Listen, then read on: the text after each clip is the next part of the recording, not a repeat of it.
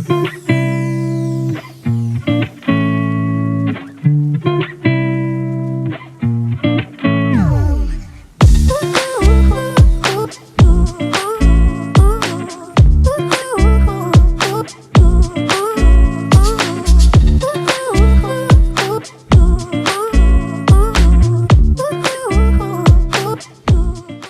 hello, and welcome to this episode of Learn Everyday English, your roadway to English proficiency. Decided to change it up a little bit, and I'm in a different position today for the video. I'm still in the living room, but I'm not on my comfy couch anymore. I'm sitting on a chair in front of the fireplace. And it's a fireplace we don't really use and we've never used. Doesn't get real cold here in the winter. And we'd have to get a person called a chimney sweep to go up and, clean out the chimney to make sure it's safe to use. So we never use it.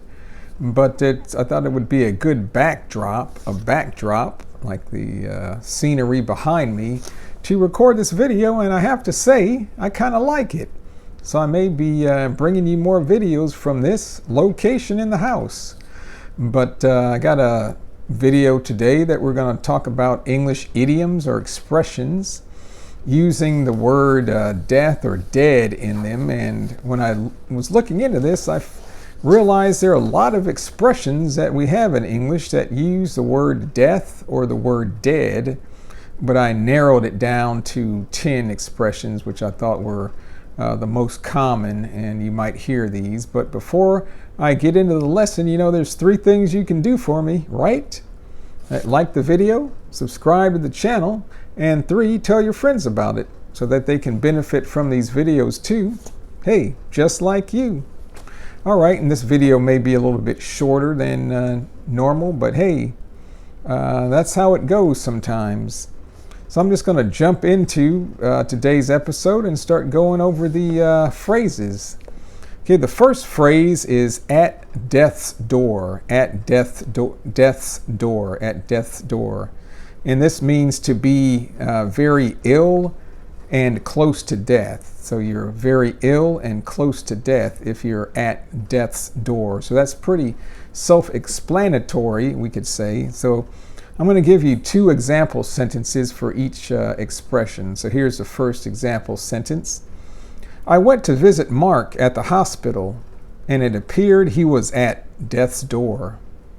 I went to visit Mark at the hospital, and it appeared he was at death's door. That means he was very ill and close to death. Here's the second example sentence. John got COVID, and for a while he was at death's door. John got COVID, and for a while he was at death's door. Have you heard that expression before? To be at death's door? Do you have an expression like that in your country, your language? Hey, let me know. The second expression is dead as a doornail. Dead as a doornail. And this means something is lifeless. It has no life. It is dead or it doesn't work. So something that is lifeless, dead, or doesn't work. And in looking up this expression, apparently there's a little history. There's a special type of nail that was called a doornail. And I think it was used to in the construction of doors or something. But sometimes you hammer a nail and it gets bent or it's not usable anymore. So a doornail, I guess a lot of times they just had to throw them away because they were useless, or they didn't work. So here's the first example sentence. I left the lights on in my car overnight, and when I went to start it this morning, it was dead as a doornail. I left the lights on in my car overnight, and when I went to start it this morning, it was dead as a doornail. That means it didn't start at all. When we put the key in, you turn the key, nothing happened. So the car or the battery was dead as a doornail. It didn't work at all. Here's the second example sentence. I went to check on my dog, and he wasn't moving. He was dead as a doornail. I went to check on my dog and he wasn't moving. He was dead as a doornail. And I hadn't really heard this. I just looked this up on the internet because normally I use it and I've heard it used for like batteries and car vehicles that don't start. But apparently it's used quite a bit for like people and animals, living beings, living things, when they die. So you can say they're dead as a doornail. Sounds kind of, doesn't sound like a good way to say something, but it's apparently used in the English language. The third example phrase is dead even, dead even. And that means if something is tied or equal or at the same stage. So tied or equal or at the same stage. And we use this a lot with sporting events, games. So here's the first example sentence. Are you watching the football game? Hey, what is the score? Yes, the teams are dead even, tied 2-2. Again, hey, are you watching the football game? Hey, what's the score? Then I can answer, yes, I'm watching the game. The teams are dead even, tied 2-2. That means the score is 2-2, so the game is tied. It's dead even, or it's the same. The second example sentence is this. It looks like the race was dead even. It's hard to tell who won. It looks like the race was dead even. It's hard to tell who won. This is like a race. Two people are running against each other. When they get to the finish line, they are both, no one is ahead of the other person. They're at the same stage or state. So it looks like it was a tie. They were dead even. Looks like nobody was the clear winner. The next example sentence phrase is dead meat, dead meat. Do you know what that might mean? Is it meat that you eat somehow related to food? No. Here's what dead meat means. Dead meat means you're in big trouble. You're not just in trouble, you're in big trouble. You're in big trouble. So here's the first example sentence. If your wife finds out you cheated on her, you're going to be dead meat. If your wife finds out you cheated on her, you're going to be dead meat. And to cheat on someone is like to see another person, we say behind their back, behind their back. So, if a spouse finds out that you cheated, you're dead meat. You're going to be in big trouble, big trouble. Here's the second example sentence. Hey, don't get involved with those guys. They are bad news. That means they are, bad news means they're going to cause a lot of trouble. They're going to cause a lot of trouble. If you cross them or make them mad or do something that they don't like, that means if you cross a person, if you cross somebody, you do something that will make them upset, you're dead meat. So again, here's the sentence. Don't get involved with those guys. They are bad news. If you cross them, you're dead meat.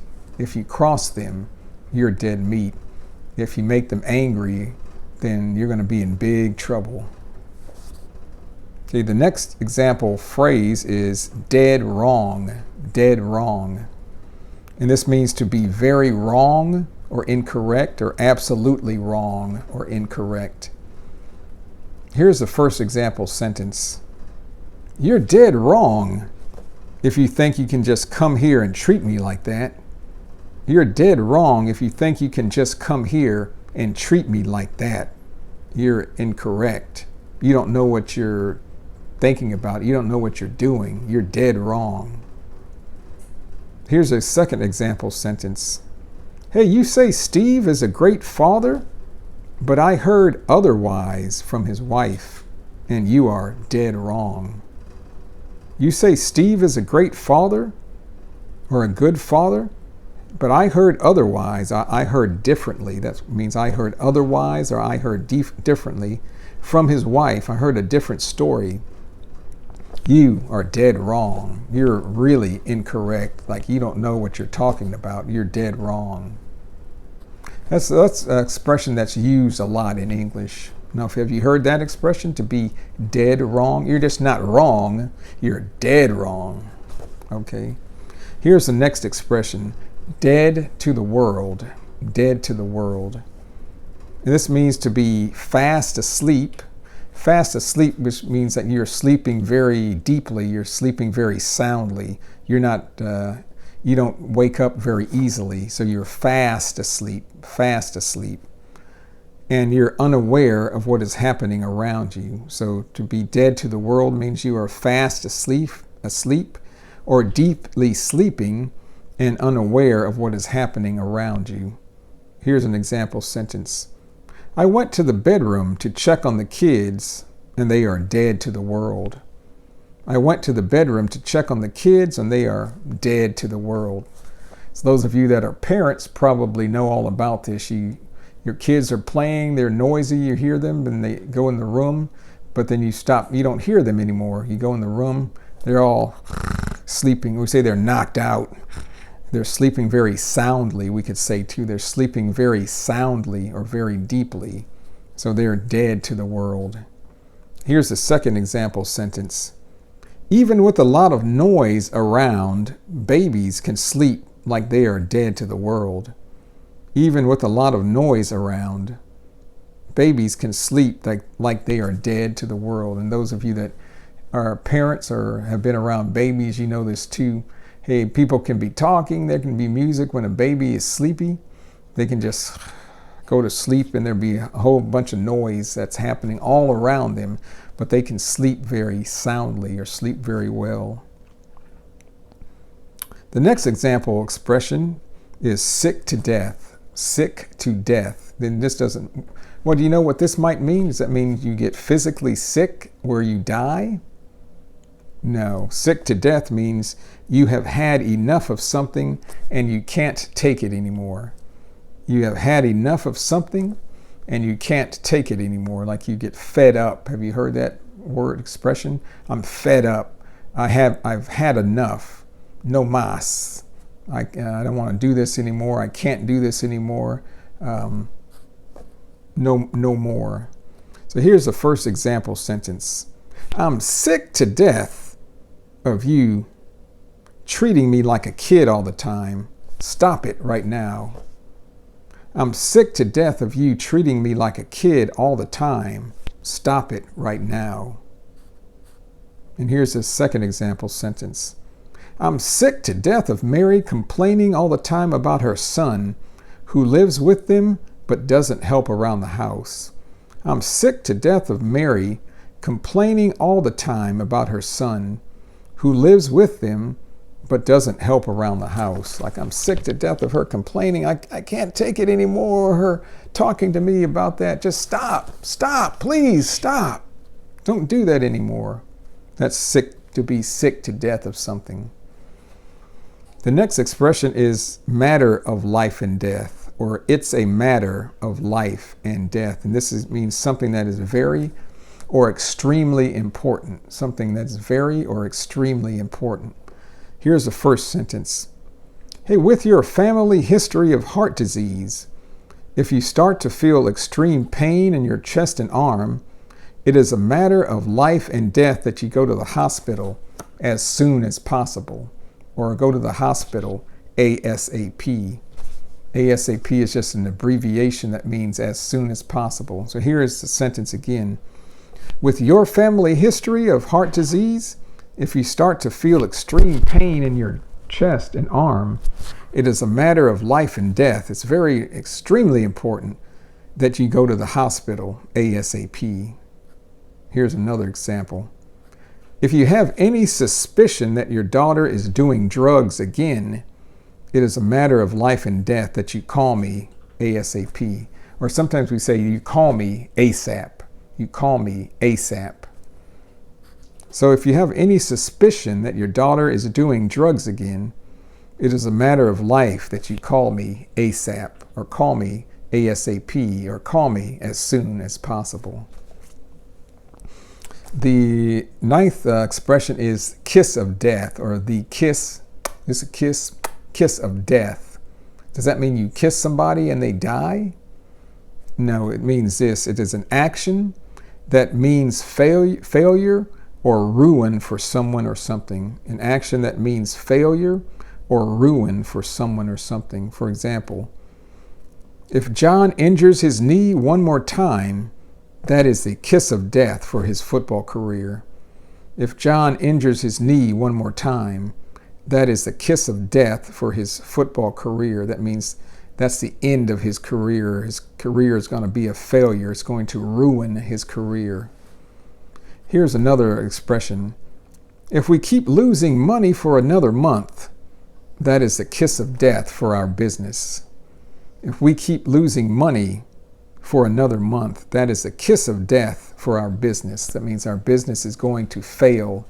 It is going to be ruined. And the last expression is dead in the water, or to be dead in the water. So does that mean somebody is dead floating in the water? The body is floating in the water? No, it means that something is not going anywhere or making progress. You're not moving forward. You're kind of stuck or stopped. Or it means that something is over or it's ended. So it means something is not going anywhere or making any progress or moving forward. It's not moving forward, or it is over or ended. For example, I would like to help you, but your loan was not approved, so your dream of buying a house is dead in the water. I would like to help you, but your loan was not approved, so your dream of buying a house is dead in the water. That means your dream is over. It's ended. We say it's toast. Have you heard that? It's toast. It's over. It's ended. No more. And the second example sentence is, I didn't get the scholarship. Going to college in the fall is dead in the water. I didn't get the scholarship. Going to college in the fall is dead in the water. So my dream or hope of going to college because I was going to get a scholarship is over. It's ended. It's no more. It's completed.